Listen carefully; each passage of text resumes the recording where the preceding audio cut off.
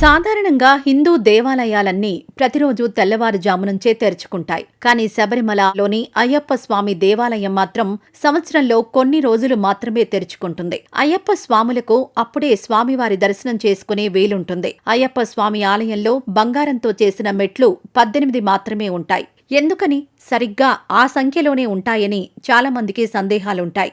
ఇరుముడితో వచ్చే వారికి మాత్రమే 18 మెట్ల నుంచి స్వామివారిని దర్శించుకునేందుకు అనుమతిస్తారు. సాధారణ భక్తులకు ఈ మెట్లపై దర్శనానికి అనుమతించరు. అయ్యప్ప స్వామి ఆలయంలో 18 మెట్లే ఉన్నాయి. స్వామివారికి ఈ 18 బంగారం మెట్లకు ఉన్న సంబంధమేంటి?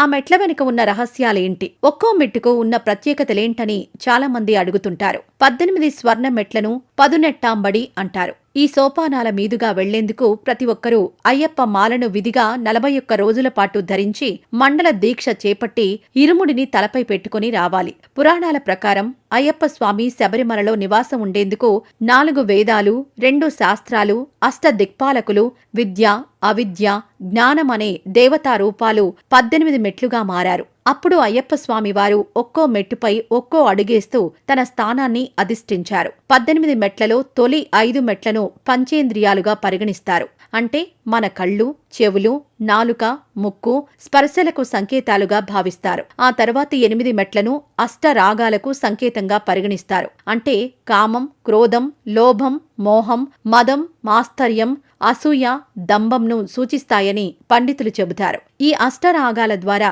ప్రతి ఒక్క మానవుడు అహంకారాన్ని విడనాడి స్వార్థాన్ని వదిలేయాలి. భగవంతుణ్ణి తలుచుకుంటూ తప్పుడు మార్గంలో వెళ్తున్న వారిని సన్మార్గంలో వెళ్లమని సూచించాలి. చివరి 3 మెట్లు సత్వం, తామసం, రాజసమును సూచిస్తాయి. ఈ త్రిగుణాలతో పాటు బద్ధకాన్ని వదిలేయాలట. ఆ తర్వాతి 2 మెట్లు అవిద్యను సూచిస్తాయి. విద్య అంటే జ్ఞానం. మనందరం జ్ఞానాన్ని పొందడానికి అవిద్యను అంటే అహంకారాన్ని వదిలిపెట్టాలనే సంకేతాలను సూచిస్తుంది. ఇలా 18 మెట్లు ఎక్కిన వారు జీవితంలో పరిపూర్ణులవుతారని చెబుతారు.